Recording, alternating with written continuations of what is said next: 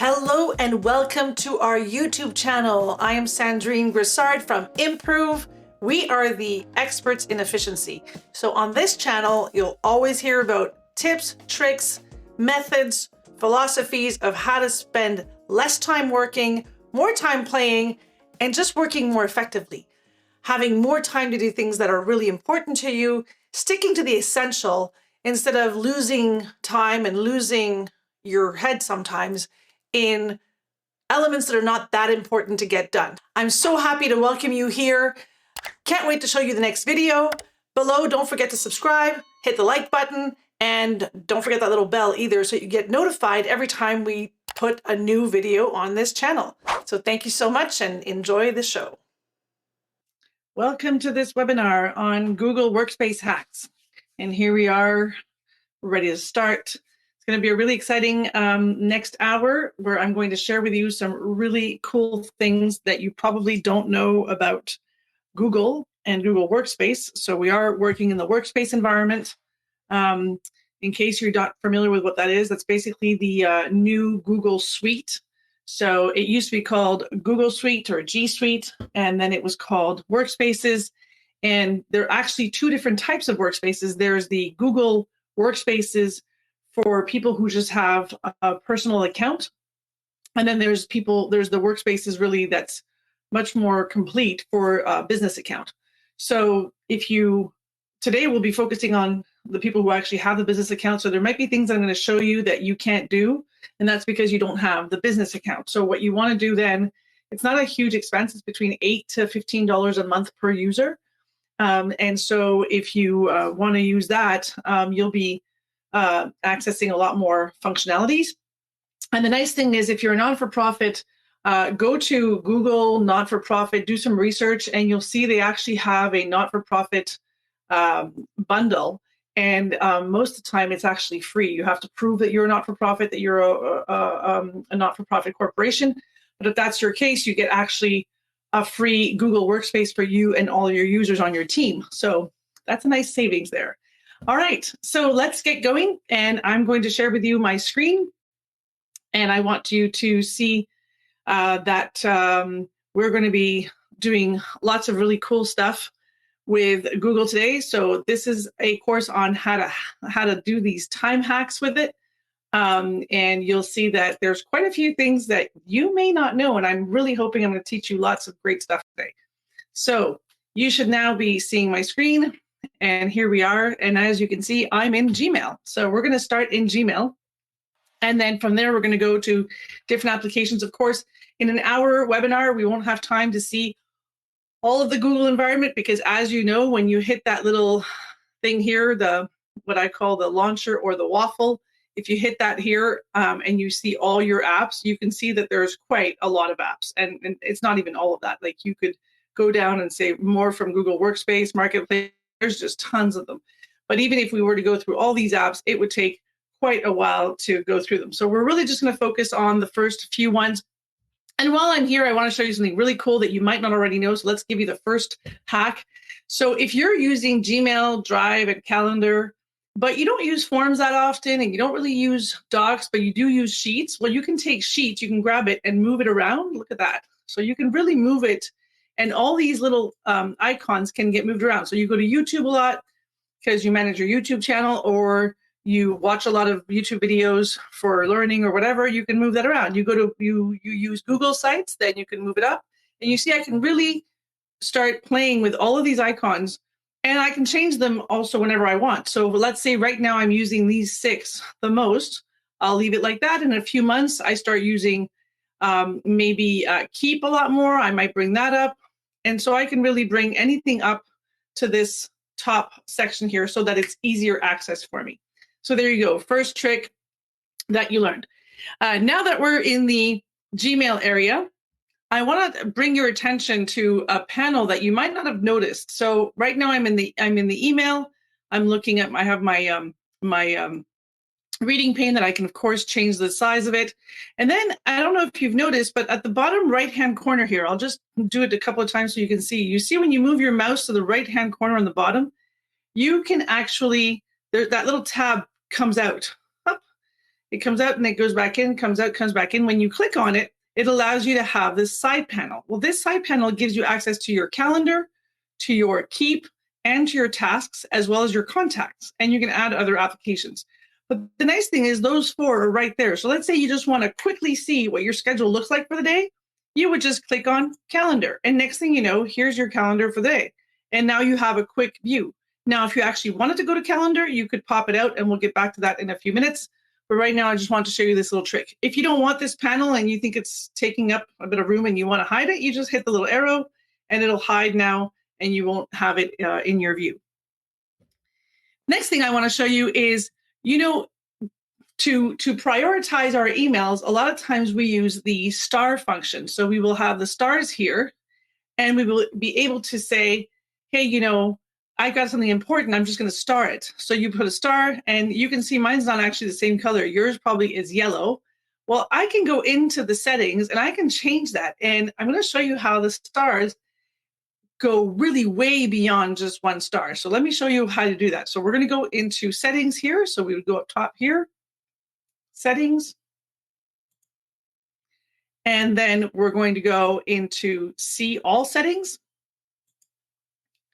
And once we do that, it changes our whole screen. And now what I want to do is I want to go all the way down right here. And you see this area here? So the setting normally is that your star is the yellow star. And here you would decide which ones you're using and then which one's not in use. And you can say my preset is use 4 stars or use 1 star or use all stars. But if I say use 1 star, I can actually then decide which ones I want up here. So let's say I want the red star, and then I want to use so these are important emails. So I want to say that's an important email I need to reply to. And let's say this one, I'd like to use the question mark because I have a question with regards to that email. And then this is something I need to delegate. So now I've got, this is something I need to follow up on. This is really like priority.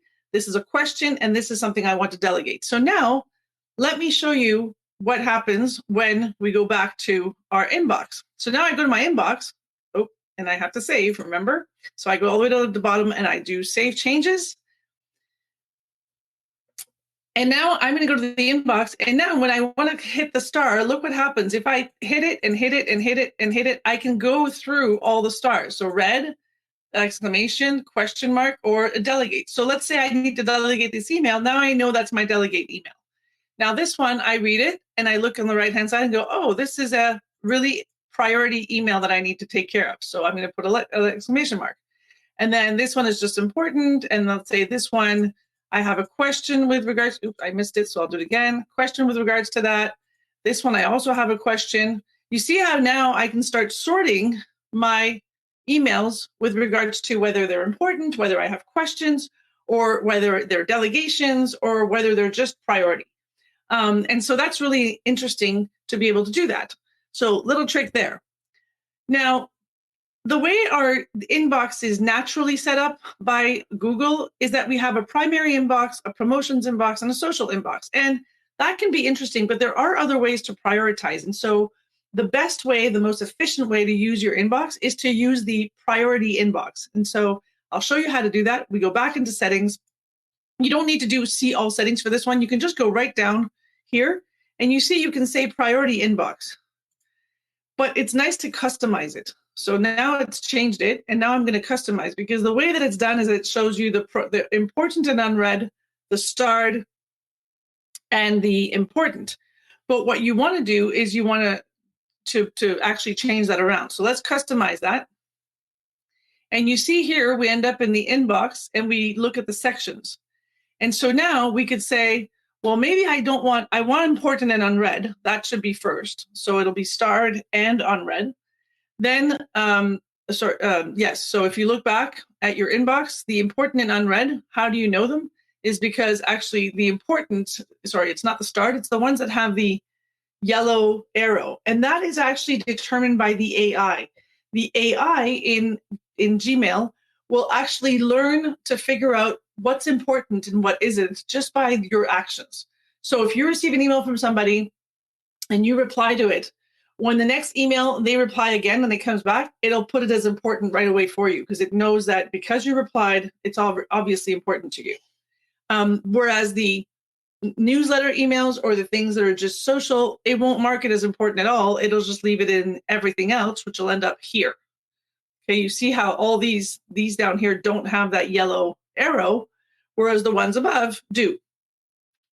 So that's the importance. So let's go back to our settings and continue customizing our priority inbox. So we can have important and unread as the first one. We want our starred emails second. So the ones that have a star, any color, even if it's the question mark, all those will be together. And then we want the important ones that we did read, but they're still, we want them there because when we need to treat the next one or we haven't finished treating them, we want them there as well. And then everything else will be at the bottom. So that way you can really focus on what the priority ones are. And once you've gotten through those, you can say, okay, now I'm going to go and read the rest of the emails that came in. So that's a really good way of configuring that. If you want to change that around, you can say, well, I want to have my unread here. And let's say you only wanted your important there, okay? Or you did the other way around. You wanted your unread at the top, your starred next, and your important after. So you can really change that around. The most efficient way is really to have the important and unread at the top, the starred, then the important, then everything else. And as you can see, we can also specify whether you want 50 items or 5 items. I like 50 items. We never really get to 50, but at least if I have a lot of important and unread, I want to make sure they all show up. I don't want to have to look for them in my inbox elsewhere. So once that's done, this one, you don't need to do save changes. It's automatic. It does it instantaneously. So now if I go back to the inbox, I get to see exactly what is important and unread, what is starred, and then what is important and already read.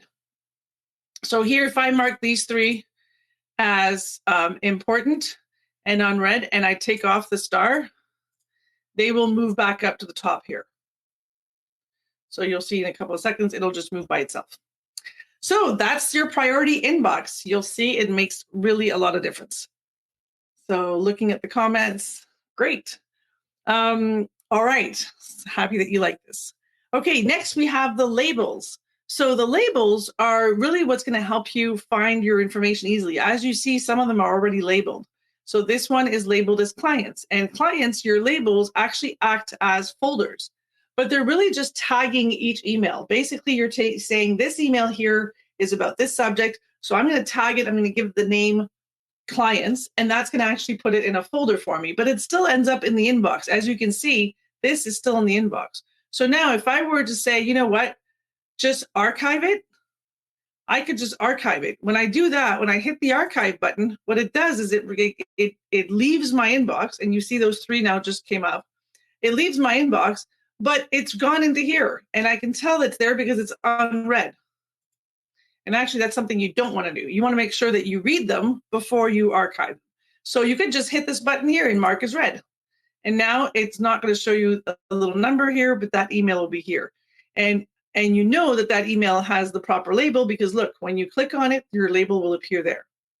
So how do you add a label to an email? Well, very easy. What you can do here is when you click on it, right away you have a menu that shows up at the top. And you also have a menu here. So we'll cover that really fast. So the menu here at the top, you see if I want to label this, I can just hit that folder and give it a label and say that's for my projects. And now you see it's gone into projects. So it's actually gone into the projects area here. So if I go into projects, I will find my my email that was in there. So if I wanted to still read it, I could just drag it back into inbox, but it would already have, you see, the label projects. And I could say, well, wait a minute, I don't want it to be read. I want it to be unread. So you see, you can mark it as unread right here by hitting that little button. And now it'll go as being unread. So the idea is that you would read it first, you would treat it, and then you would add the label to it so it goes in the proper area. So now we have this projects that's here. As soon as we refresh our page, if I go into the start area and I come back into my inbox, it'll eventually come back up here because it's an unread email, and so it'll come back to the top. All right, And then what we want to do, so the labels, sorry, before I move on, you can see that you can create also labels here. So you could add labels right here and create new ones. And then you can decide whether you nest them under something or not. So it's really up to you. You can create a hierarchy of the way your labels are. And as you can see, we created a bit of a hierarchy saying, well, we're going to have clients, we're going to have projects, and then we can also color them so that just visually, it'll really speak to you quite rapidly. So really, really nice way of working with the labels and the folders here on your left-hand side. So you also notice on your left here that your starred also has its own folder. So anything that you've put a star at will end up here. You just click on that and you'll only focus on your starred emails. So that's a really nice way to just say, okay, now I'm focusing on what I put a star on. I'm going to take care of those and I'm going to get them out of the way and get them out of the inbox so that you have a nice clean inbox. So now let's go and check out everything you can do in the calendar. Now, of course, there's so many other things I could show you in Gmail, but I want to show you all the other applications that we use on a regular basis because there's just so many nice shortcuts and hacks that we can use. And speaking of shortcuts, did you know that if you press the question mark, look at that, your question mark will actually give you shortcuts. It'll give you every single shortcut you can use in your Gmail. So when you're in your Gmail, I'll do it again. I'll just hit the escape button. You want to look at your shortcuts. All you got to do is press question mark. And question mark will give you all the shortcuts that you can use. So for example, if you wanted to, well, you probably already use this. If you don't already, I use it all the time. Control Enter. You type an email, you're ready to send it. Instead of taking your mouse, going up and saying send, you just go Control Enter and that'll send the email for you. You want to insert a link. Instead of doing the link like going to find the link icon, you just do Control K and you can insert your link. So there's some really, really, really, of course, the typical ones, Control B for bold, Control I for italics. But there's just, Control Z and Control Y here for undo and redo in the formatting section. Anyway, I urge you to spend 5-6 minutes looking at your question mark window. And you can see you can open this in a new window. You don't have to keep it on top of your main window. You can open it in another one. And that will really allow you to use your shortcuts on one side and work in your Gmail on the other. So we're going to hit the little tab here on the bottom. And we're going to go to the calendar. And you see when I hit the calendar here, like I showed you earlier, we can have a quick view of what's happening today. But then what I could do is if I don't like it just being in the side here, I can just hit the pop out button right there, open a new tab, and now my calendar is open. So I had 2 ways to do this. I could have done it the way I just showed you by using the tab here, or I could have simply gone into here at the top and hit calendar, but that's, it's just a different way of doing it. So you have both options. So here we've got our calendar that's showing up now. And so our calendar is here and we still have our lateral panel that always follows us. We can hide it if we want. And as you can see, I am showing the work week. So here I'm telling it to not show weekends. If I want to show weekends, I would add the weekends that way. And now it would show my entire week with the weekends. And so nice thing is you have some really cool shortcuts. If you type D or if you type W or M or Y, it'll actually change the look. So for example, if I type D, I'm in day view. If I type M, I'm in month view. If I type W, I'm in week view. I'm just hitting the keys on the keyboard.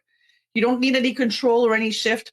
Really nice shortcut to change your view. So you want to go from a week to a day, D. You want to go back to week, W. There you go. Really, really simple. So there are a few really neat settings though that you can do in your Gmail calendar. Sorry, Google Calendar. So one of the things you want to do here is you want to click on a specific time. So if I click on a specific time here, you notice how it gives me either 10 minutes, 20 minutes, or 50 minutes. That's kind of weird. Why does it do that? It's giving me 50 minutes instead of an hour. Well, let me show you what I did. If I go into settings in my gear here and I hit the settings button, I actually have an opportunity here called Speedy Meetings. So my Speedy Meetings, when that's checked off, you see My default duration for an hour is 50 minutes. I have 40, 25, 20, and 15. But I hit the 50 because I know most of our meetings are about an hour long, but I don't want them to last an hour. I want them to last 50 minutes. So when I click on my agenda, it's going to give me a 50-minute meeting. I was using my mouse to scroll when I was holding it, so that's why it was giving me different options. But I could say, well, make all my default meetings 25 minutes. And now look what happens. If I click here and I create something, it's going to give me a 25-minute meeting. As soon as I click on it, it gives me 25 minutes. Okay, so really, really interesting how you can tell your computer to have speedy meetings. And what's the purpose of speedy meetings? Well, it shows everybody that you're inviting to your meetings that you care about their time as much as you care about yours. It also sends a really clear message that everybody has to be ready for that meeting. So make sure you prepare your notes, make sure you come prepared, and we don't waste time at the beginning getting started so that we can finish early and we all have a few minutes at the end of that meeting before our next meeting starts. Sometimes, we're back to back and they just seem to all go from one to the next without any time to breathe. And we don't want that. So that's a really good way. Other nice settings we can have here is if you go back into the settings here, you see that we actually have an opportunity to display a world clock. So for example, let's say you work with another time zone. Let's say you're working with people in LA or San Francisco on the West Coast, or let's say you're working with people in Europe. And you want European time, and you're tired of doing the math in your head of what time is it over there, and you want to be able to make a call or plan a meeting. Well, instead of doing the math in your head, as soon as you say show world clock and you can choose as many time zones as you want, look what happens. It just added them here. So now it tells me that right now in Los Angeles it's 9:21 a.m. and in France it's 6:21 p.m. or 1800 hours because I put it at the 24-hour clock. You don't have to. You can have an AM PM clock. I like to use the 24-hour clock. That way I don't get confused when I see numbers below 12. So you have it right here. It's right there helping you out. But you can also add time zones. And a lot of people confuse the two. This is just telling you what time it is in a different place. If you add the time zone and you go back into settings, what it'll do is if you display a secondary time zone for like Los Angeles, for example, then you'll see that now the time zone is right here, which is really nice because if I want to plan a meeting, I don't have to think like later on that day. Let's say I want to plan a meeting for tomorrow at 9 a.m. Well, I know that if I'm doing a 9 a.m., it's going to be 6 a.m. for them. That's a little early. So I might say, well, you know what? 9 a.m. is not going to work because it's with people from the West Coast. And I know that they try to come in earlier because they work with us a lot. But maybe I can try going for an 11 a.m. or 11:30 and then maybe run into my lunchtime, but at least I'll be thinking of their reality and see now I've got an 11:30 to 12:10, and that would work well because 11:30 to 12:10 means that at their place it's 8:30 until 9:10. So works really, really well, allows you to not have to do that math all the time, although it is a good exercise. So that's a really nice way to work with people in other locations. Other thing you want to do is you see how here it says I'm working from home or I'm working from the office or from home, and I can decide to add a location. So you see here, let's say I know that Friday I'm working at a different location and I am saying, you know what, it's going to be another location, and I click other location and then I can add that location. So I can say, well, I'm going to be working out of Cohatch, Lakeland on Friday, and I can add that. And now I can say save, and for that whole day, so I can decide whether it's just that one day or if it's every week on Friday. Let's say you're always working on Fridays at that location. You can say, well, just make it for every week, and you say, okay. And now it'll just tell everybody where you're working. So it'll show that that's where you're working. When they're looking at your calendar, they see that you're working from there. So you see how you just added one really, really simply. You don't even have to add the address, nothing. You just have to give it a name and say that's where you work. And it's a good reminder for you that, hey, you got to go into that office on Friday. So that's a really nice, quick way of doing that. But you also want to go into settings at some point and look at your work schedule, because your work schedule is going to be, so if you go into working hours here, I could have scrolled all the way down or just hit it right there. You see, you can determine what your work schedule is. So let's say you work from Monday to Thursday. Let's say you always have Fridays off. let's say, and you see you can choose the location. Let's say on Mondays, you're always working from Cohatch and Fridays as well. And then Tuesdays, Wednesdays, and Thursdays, you're always working from home. Now you can specify those days and you can decide at what time you start, what time you finish, and if you're taking a break for lunch. So if you don't take a break for lunch, you could just remove the second one and just make that one. So I'm in the 24-hour clock. That's my aviation background. But I just do 9 to 5. So if you're working 9 to 5, that would be your schedule, and you would just do it for every single day. And so you see now I'd have to cancel all of this and say I want to make this till 5 p.m. When you do it from the get-go, it'll actually say, do you want to duplicate that for? So see, I could say it here, copy to all, and then that way I don't have to do it individually. There, it did it 9 to 5. Again, if you work from 8 to 4, then you could change that. Now, what's the purpose of making these changes here on your working hours? Well, the purpose is that if somebody actually has access to your calendar and you share your calendar with them, they will see when you're off, when you stop working. It'll actually show when you're available for meetings. So, for example, if I were to do a meeting tomorrow and I go into planning the meeting, and I say more options, I'm going to have a find a time section here. And it's going to show, you see how it's grayed off as of 5 p.m. and it's grayed off in the morning before 9? Well, it'll show the same thing when I add other people. So if I were to add, for example, this schedule here, I would see that their schedule, they finished at 4:30 and they start at 8. So you see how the schedule is different. So if I wanted to plan a meeting from 4 to 5, well, it would eat into their time that they're supposed to not be at work anymore.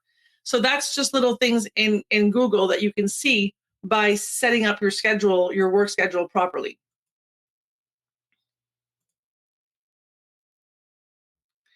Now, another really cool thing, let's say you have a meeting and somebody telling you, hey, I didn't get the invitation. I can't find it anywhere. They sent you an email. You can click on the meeting and you see here you have a little envelope.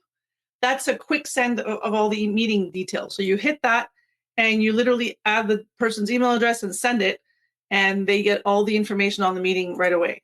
So that's a nice little functionality there. That's really, really practical. And then let's say you have a meeting that's similar to this one that you want to reproduce, but it's not like a repetitive thing that happens at the same time every week. It's going to be a different time. You can simply duplicate it. So if you duplicate this meeting, it's going to create another meeting that's identical, and then you can choose a time and date. And now it'll go into the agenda. So that's a little shortcut that's quite practical. I'd love to hear your feedback on what I'm showing you so far and see how excited you are about all these shortcuts, because they're definitely huge time savers. And when you have a meeting like this, let's say you set up an appointment, even just for yourself. Let's say you set up an appointment tomorrow at 10 o'clock, 10:15, and you say, okay, work on a project for client B. And you're like, you know what? I want to make sure I don't forget this. What you can do here is if you go into more options, you're going to get a notification 10 minutes before. That's the default. You can set the default in your settings. But what you can do is you can add different notifications. And the nice thing is a notification will just pop up, and it'll pop up also if you have it on your phone. So if you have a calendar on your phone, it'll pop up as a notification 10 minutes before.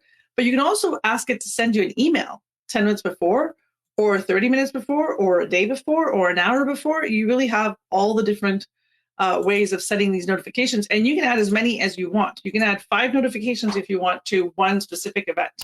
So it's really neat because the notifications, you're the one who decides when you want them. And you can also say, I don't want a single one. I don't want any notification at all. I don't forget my meetings. I know I'll be there.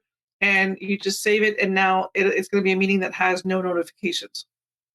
So really nice thing that to help you stay on top of things. If you need those notifications, you can add them and decide which type of notifications you want.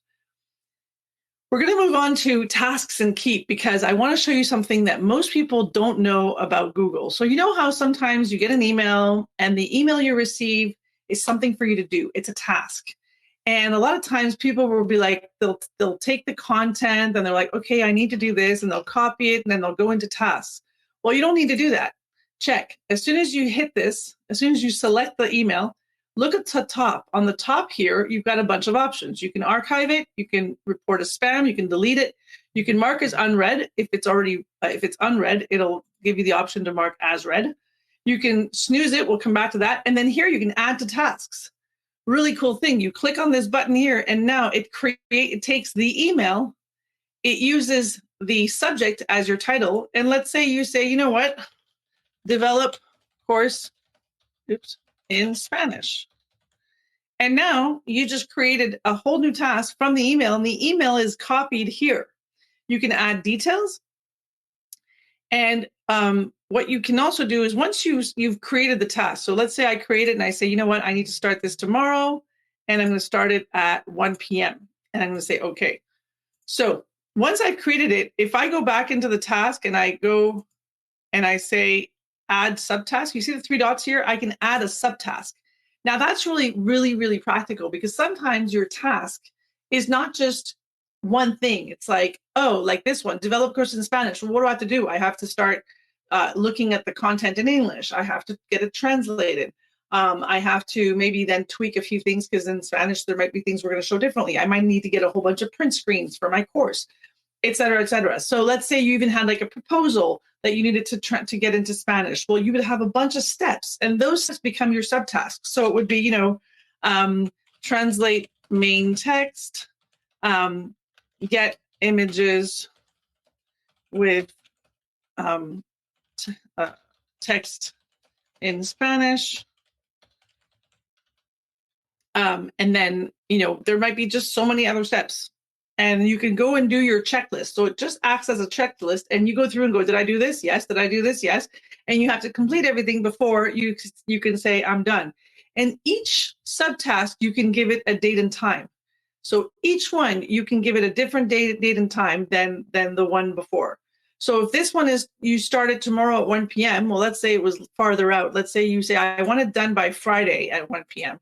Well, then this one, you say, okay, this one I'm starting tomorrow. And I won't even give it a time. I just have to do it tomorrow. And then this one, I got to do the following day. So I'll do it on the Thursday. And now you really have a whole list of how you're going to get this overall task done with all the little steps that are part of the task. Now, you notice that we're working on the task bar on the side here. But if we really wanted to go see the full tasks, you really can go and say, you know what, I'm going to go look at my tasks in total.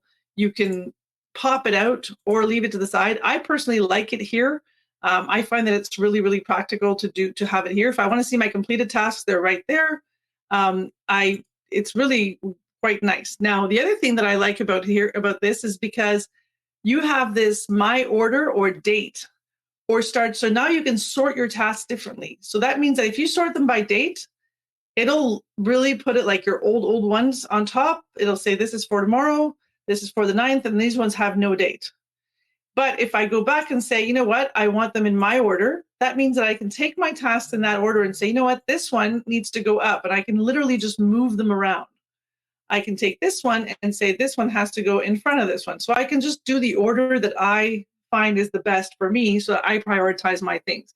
Or I can also star them. So if I star this one and I star this one, I can now say starred recently, and they'll put the stars on top and the ones that are not starred underneath. So you have 3 ways of organizing your task list, and you can create a new list. So here I've got my project A list, but I can create a new list, and I can call it clients. I can call it just active clients. So all the tasks I have to do for my active clients, I can do done, and now create a bunch of tasks linked to that. And again, I can say, well, if this is for a client, then I can just add it to task. And you see, it'll add it to whatever list that is active. So you have to be careful, because if you're in here and you decide to add this task and it's actually for your clients list, it's going to end up in the wrong list. So it's okay. You can just delete it and then move it to the other list. Very, very simple. All right.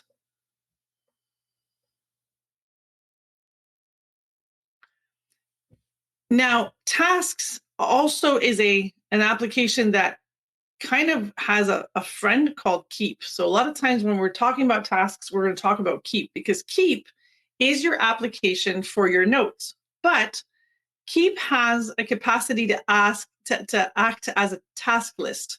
So let me pop it out into a new tab. And that's the other thing, because it pops out into a new tab, Keep, you could grab that tab and just pull it out from the rest and say, you know what, I want it on a different screen, or I want to keep it on the corner on half of my screen, or whatever. So you have different options of how you can work with Google Keep. And see, we have a really nice ways of writing notes. It's not just regular notes. So if you look here at Take a Note, as soon as you click on it, you have all these options that show up. So you can remind yourself to get the note done, so you can stick a reminder to it. You can add collaborators to your notes. So let's say there's 2 or 3 of you working on the same list of things to do. Then that allows you to be 2 or 3 working together on that note. You can look at the background, so you can give it, that's how we have those images here. So we can say, well, I want this color in the background, and say, well, all my blue notes are for this thing. Like, we could actually organize it that way.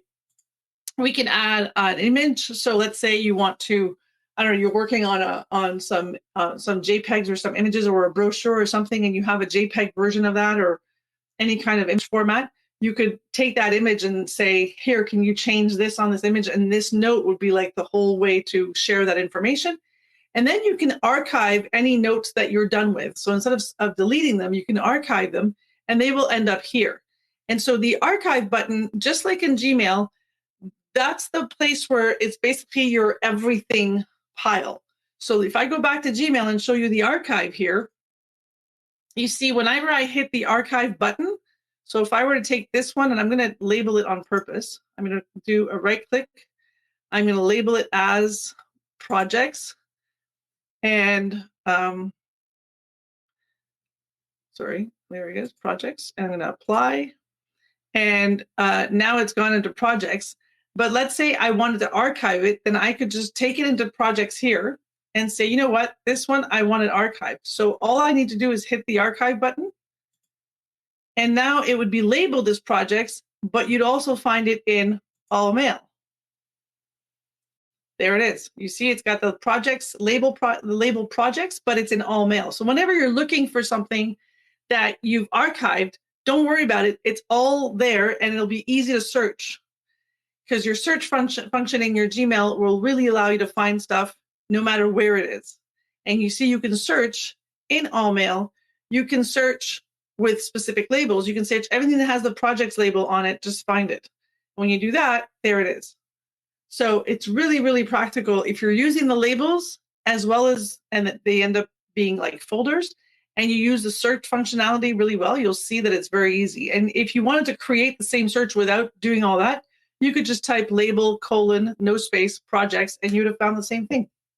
Now you see how Gmail works. So same thing for Google Keep. It has a search function. As you know, Google's biggest strength is their search engine, and that is in everything they do.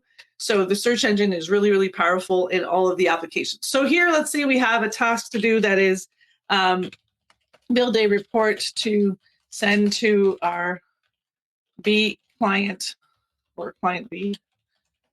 There you go. And then here I would start writing a note, and I go, you know what? I don't want a regular note. I actually want a checklist. So in the 3 dots here, you see it says show checkboxes. So now I can start saying, okay, so find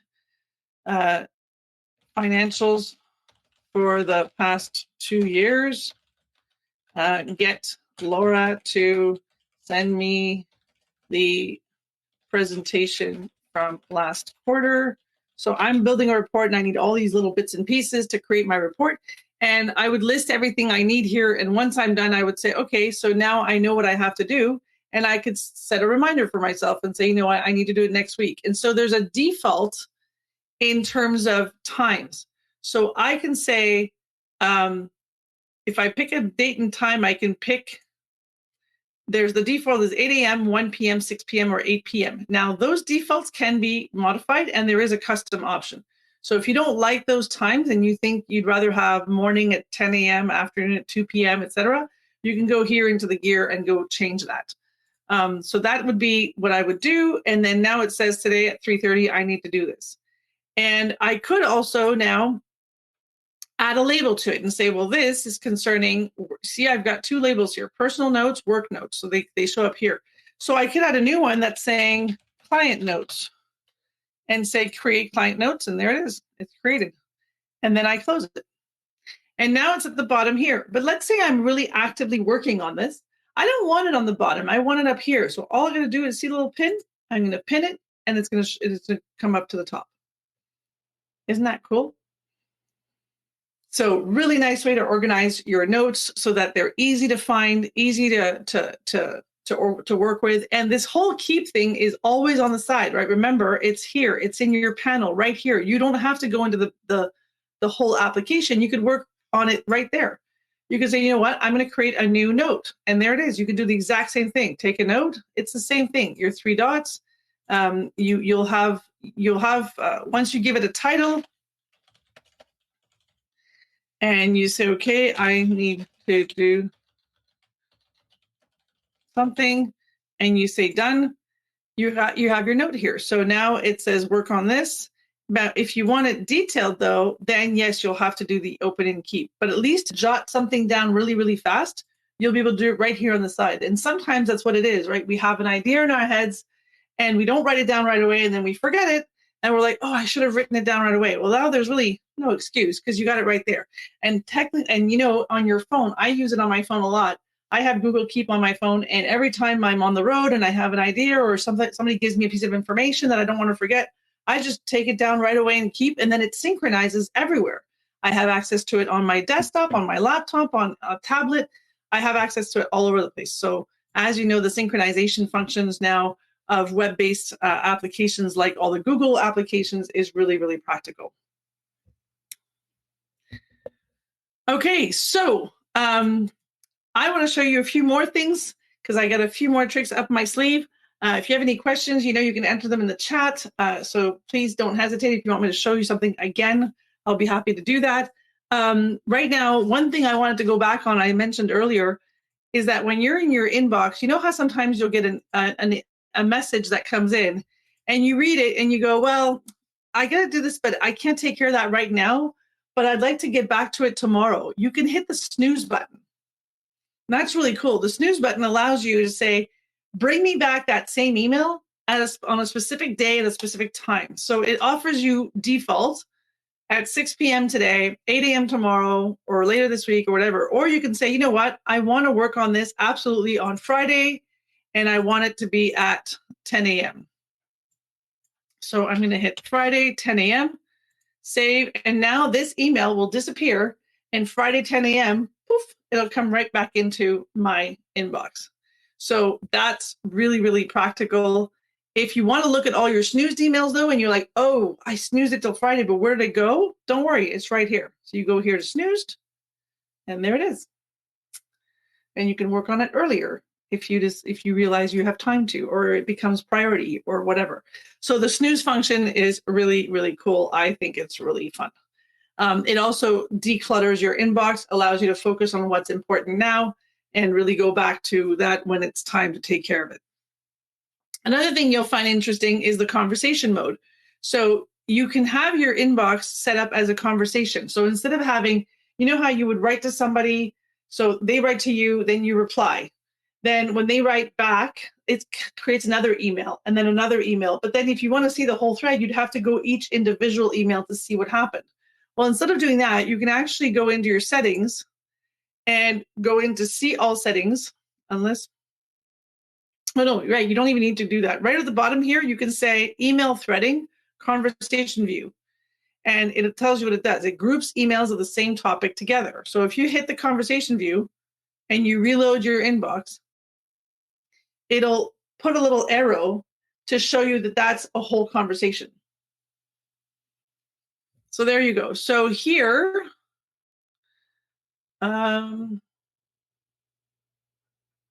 yeah, it's hard to show you because in this inbox, I don't really have much, but let me go back into my other ones. But if you do it on your own inbox, you'll see that you actually have conversations and you'll be able to look at the whole thread. So here, for example, right there, you see this one here? It's showing me the 2 emails right there. There's 2, and this one has four emails. So instead of showing all every time that the person wrote back to me, it's actually showing me the whole conversation in a thread. And so one thing that catches people off guard is if you have a lot, after 5, it'll start regrouping. And instead of having every initial, it'll have one that says 3 or 5 or 2, however many messages are in there. And you have to click on that to expand them. And so a lot of people get stuck because they're like, well, I can't find that email she sent me, but I know I read it. And the problem is you're not clicking on that little number. So if you see this here on the left and you see a number, you got to click on it to expand it to see all the emails that are in the conversation. So conversation view will take less room in your email, and it'll really show you how the conversation went. And you can see, like, I wrote this on, at 10:05, then somebody wrote back at night, then somebody wrote back again, and now you can see how the conversation went. And if you want to look at one specific email, you just click on it, and now it expands. Really, really simple, very practical. It takes a lot less room in your inbox. So here it is. There it is again, right? So I brought it back into the inbox so that we'd see it. In the calendar mode, another really nice trick is when you're in calendar, you can, by the way, if you do calendar and you do the question mark as well, you also have shortcuts. So question mark in any application in Google will give you the list of shortcuts. So of course it's not the same, right? The shortcuts in calendar are not the same as the shortcuts in Gmail. So see, these are the calendar shortcuts. So as I showed before, you do day view, right? You can do 1, 2, 3, 4, 5, or the letters. D for day, W for week, M for month. Custom view is X, and schedule view is A. So again, if I do that here, I do A, I got my schedule looking like this. If I do W, I got my week. If I do day, I have my day view. If I have month, my month view, and X is custom. Custom means I can set it to show me 2 days. So I can personalize that in the settings. So that's my shortcuts. Now imagine, so as you know, when you go into the Gmail, you do question mark, it gives you all the shortcuts in Gmail, which are a lot. And then if I go into Keep and I do question mark, well, Keep doesn't have shortcuts. So if you do question mark in an application and nothing shows up, it's not because it's not working, it's because there are no shortcuts that they've created for that application. So just a little note there for you to remember. Now, when I'm in calendar, one of the things that is very practical, first of all, you have this thing called time insights. If you don't see it, it's called because you haven't activated it in your settings, but it's really nice because it tells you exactly how much time per week you're spending on what. So using your labels, if you've labeled everything, it'll say, well, and if you haven't, it'll show as default, but it'll say in clients, you spent almost an hour, finances. So if I had more things in my agenda, it would say, oh, you're spending more time on this or less time on that. It's a good way to see how you're spending your time. And if you click more insights, it'll give you a whole graphic here and really the details of the people you meet with, the type of activities you do on a weekly basis, and how much time you spend, etc. So quite interesting information there. And then finally here, your calendars, you might want to add a lot of calendars. So one thing that happens a lot is a lot of people, they can't see the tasks because they didn't check it off. So they don't see their task in their calendar. So they'll see the tasks here, but the tasks won't appear because they didn't tick that off, right? So if it's not on, the task will not appear in the calendar. So make sure you're clicking the tasks calendar there. It's like its own calendar to see them in your agenda. Also, if you're looking for the reminders of Google, well, they were discontinued. So they were integrated into tasks. So that's why you're no longer seeing tasks and reminders. Remember, it was like a little finger with a little string around it. They removed that a little while back, and they've integrated everything into tasks and some of it into Keep with those reminders in Keep. So that's how they change things around at Google, and which is why we no longer have that. Other interesting fact, if you want to add other calendars, it's not just the calendars of people you work with. You can also add calendars of Christian holidays. You can add holidays in another country. You can add calendars from websites that you visit that are made with Google and they have a Google Calendar on it. And you can also, of course, add calendars of people on your team. And then you can really look at those calendars that you stack on top of each other. So see, if I look at Yvonne's calendar and the vacation schedule and my schedule all together, now I know exactly, I see everybody's schedules all on top of each other with the different colors. So anything that's red will show me that it's her calendar, and anything, so see if I remove it. So the red is actually on the little side here. It's hard to see, but it's the little left-hand side has some red, and that shows me it's coming from her calendar. But usually you'll know, because as soon as you remove it, you'll see this, it's no longer hers. And then if you go on it, it'll tell you that it's her calendar, right? So very easy way to find out. I hope this is interesting for you and that you're getting lots of value out of this webinar. I've got another really cool thing to show you that you might not be aware of, and it's in Google Drive. So again, how do you access all your applications? You would click on the launcher here, and you would go to Drive. And if you're using Drive a lot, you can move it over to the top here, and that'll be your first application you're always opening. If you don't use it so much, you can bring it down a few steps, and that'll be further down.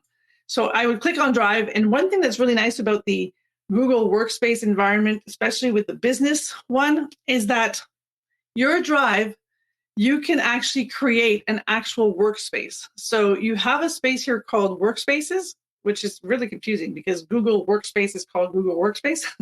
And then the Drive actually has Workspaces. So don't get confused.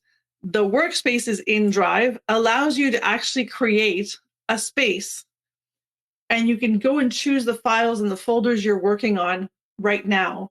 So let's say you're working on a specific project, and instead of going to look for your documents all over the place one by one, or your folders one by one, you can literally just say, create a workspace, call it Project B, and then create it. And then simply, as soon as you create it, it'll say, okay, add files. And now it'll open all of the recent files you use, the ones on your drive, the shared drives, really everything you want. And you can just go and say, well, I want this, and I want that. And then you can go to another drive here and say, I want this folder here, and really choose everything you want. And so let's say you choose a folder, and you literally just like, okay, you don't have to choose a subfolder, but you could choose a folder there and then say, okay, I want this file here. And then you could enter the files that you want. And as you're going, you can keep adding files and go back and get all the files you want as deep as you want in your drives until you have every single file that you're working on up until 25. So you're going to have 25 files maximum of the project you're working on. It really saves you a lot of time. So it'll take you about 3-4 minutes to set up the workspace. But then when you're working on those files, you're not searching through all your different drives or even doing the search function at the top to try to find your files. So if you're working on something and you're always working on the same files, and yes, they're in your recent, but then they get mixed up with other things, and you want to just really structure your environment, this is a really good way of saving time.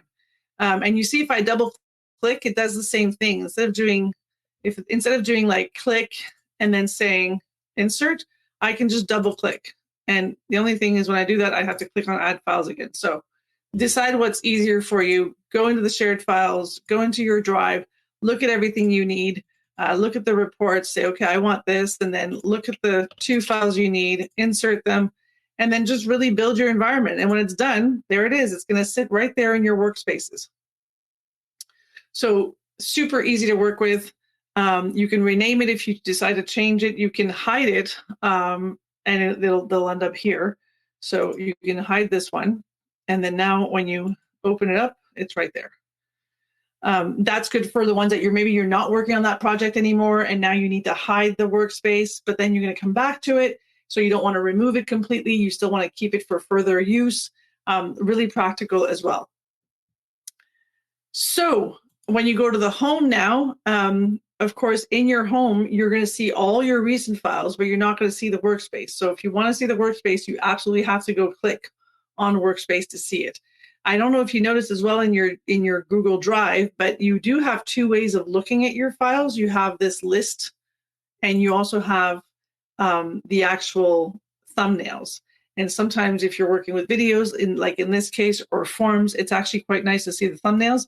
Other thing that you might have noticed is if you click on a file and you hit the little I here, it'll give you all the details about that file. So there's a detail tab, but there's also an activity tab. And the activity tab tells you exactly who shared it, who edited it, who created it, everything that's happened in that element. So if I click on this one, of course, the activity will be different. If you've activated the approvals function, really interesting thing as well that you can do there and manage the approval cycles for all your documents. And of course, in the details, you'll have exactly what type of file it is, the size of the file, where it is, who the creator was, when was it modified, et cetera, et cetera, et cetera. So really full hour here that I've given you so far. We're at the 55-minute mark. So I really thank you for joining. I look forward to receiving your emails with your feedback and finding out how you enjoyed it. And again, you'll be receiving the recording in a few days. It takes us a few days because we have to edit it and clean it up a little bit and then send it to you. So everybody who's registered on this webinar will get the recording, and you can watch it as often as you like, and you can pause me, which is nice, which you can't do when you're live. So I thank you again, and I look forward to catching up at a later time, another webinar. Don't forget, the last webinar of this Work Smarter series is going to be in 1 month in March. It's going to be about artificial intelligence. So we're going to look at how we can work with AI, and we're going to focus mainly on ChatGPT, but also on Bing, onto the prompts, really. How do you make the AI tools work for you and help you get the information you need to save time and be more efficient?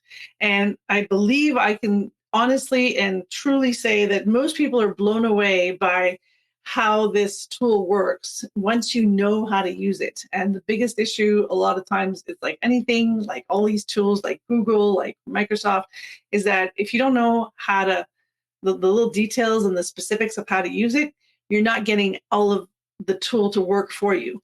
So AI is the same. It's all about prompting.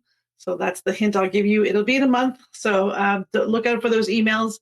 Those of you who are already registered, then great. If you haven't registered, just reply to my email that you got today, and I'll be happy to send you the registration link for the AI webinar that's coming soon. And then until then, I wish you a wonderful day, and sending you lots of positive energy, and see you soon. Thank you so much for watching. I really hope it was very helpful and you got a lot of things to take away with you so that you can now save more time, do better, and feel more in control and less stressed about everything you have to accomplish in a day. So I hope to see you soon on the next one. And again, don't forget to hit that little bell so that you know when the next video is coming out. Until then, have a wonderful day and really have an efficient one. Thanks. Bye.